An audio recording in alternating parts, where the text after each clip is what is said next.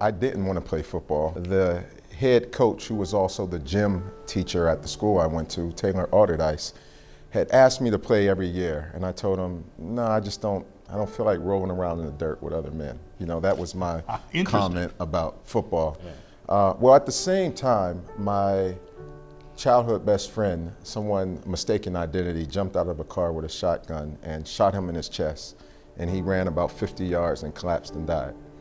My mother came to me and said, listen, I want you to do anything after school just so that you're not in the neighborhood, hanging out in the neighborhood. Football was just the thing that came most natural, so I reluctantly did it. Once I got drafted, I remember telling my family members and everyone who was there that I didn't want to play football. And one guy said to me, he said, well, Curtis, maybe football is just a vehicle that's going to help you to do all the good that you want to do in your community and, you know, in the country and around the world possibly. So maybe football is just that vehicle. And it was from that moment on that football took on a different purpose, and it gave me that motivation to work hard, to lift weights, to do everything that I needed to do to be successful on the field.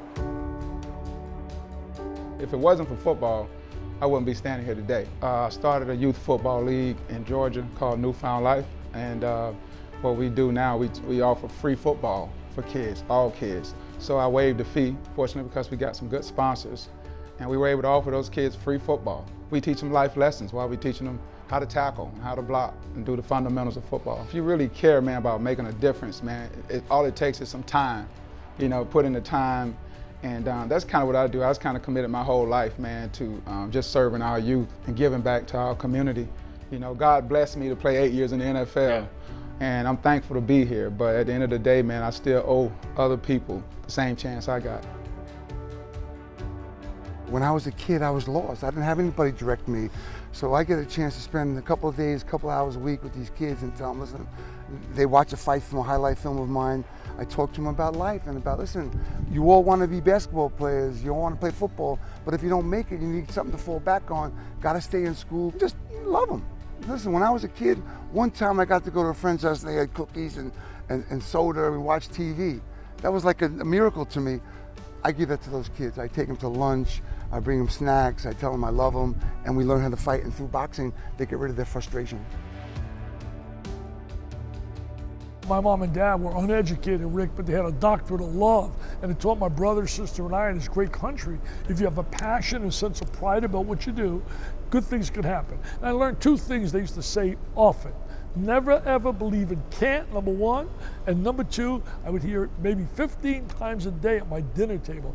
Richie, it was never Dick, Richie, be good to people and people are gonna be good to you. People have been great to me.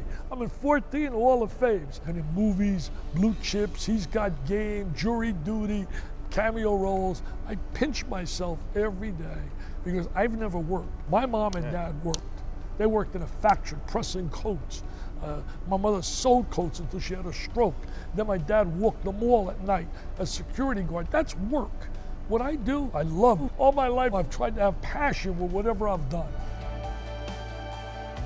I played my first year pro up in Quebec under the leadership of Punch Hemlack. Okay. And Punch said, Willie, he said, you have the skills and the ability to play in the NHL. He says, there hasn't been a black player.